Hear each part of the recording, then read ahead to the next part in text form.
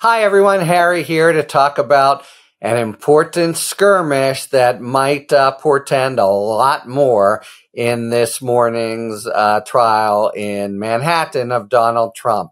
Namely, the prosecution announces toward the end of the morning they are going to ask the judge to enter an order to show cause, which is fancy legal speak for saying we want him held in contempt.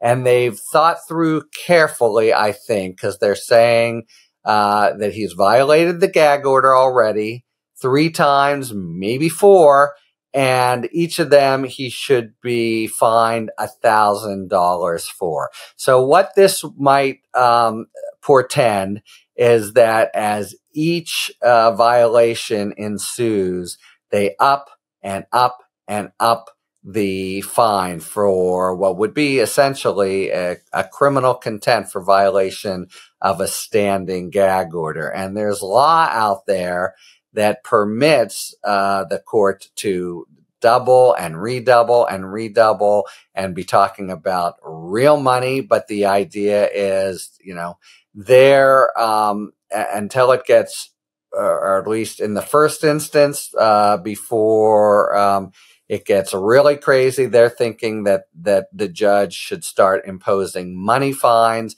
having them increase, and that'd be the way to rein Trump in.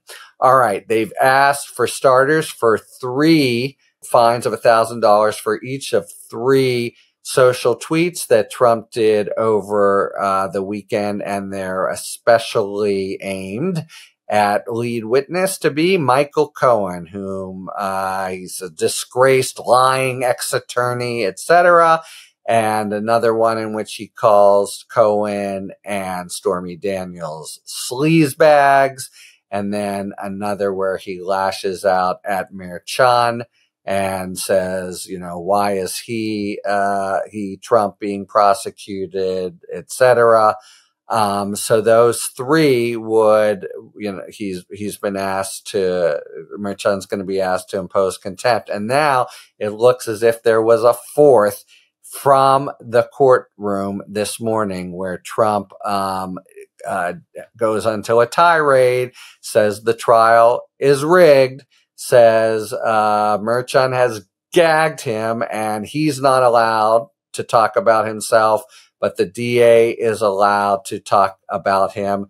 Sure seems to be, going strongly at, that this is about the trial itself, but it's actually a pretty good example of what I've been talking about, because even if that tweet doesn't precisely violate the standing terms of the order, Merchan has a new lookout now, which is the integrity of the process. If something like that, which doesn't specifically vilify, Merchan's daughter or the witnesses, because it's not about Michael Cohen and the like, were to get to a prospective juror or a juror, that's of great concern for the integrity of the process. And Merchan, I think, was going to be need to be dealing with those class of tweets. But the others over the weekend, where he just completely trashes Michael Cohen, a witness in the case, do seem to be pretty straightforward violations of the gag order. So Merchan, at the end of the morning proceedings, says that he will enter an order to show cause. That's not the same as a finding that Trump's in contempt. Rather, he'll say, okay, let's hear your arguments, Trump, for why you think you haven't violated the gag order, and let's hear your counter arguments, DA.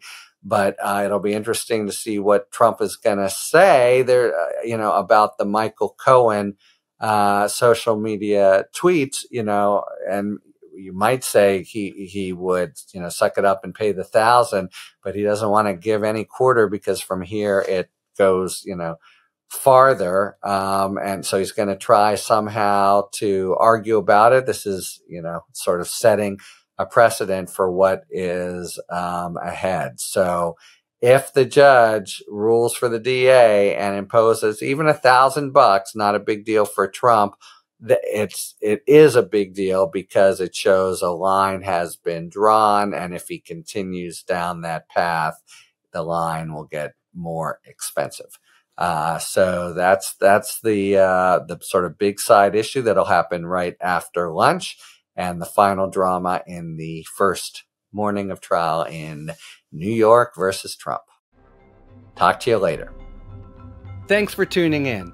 If you enjoyed this video and other Talking Feds content, please take a second to like and subscribe. Talk to you later.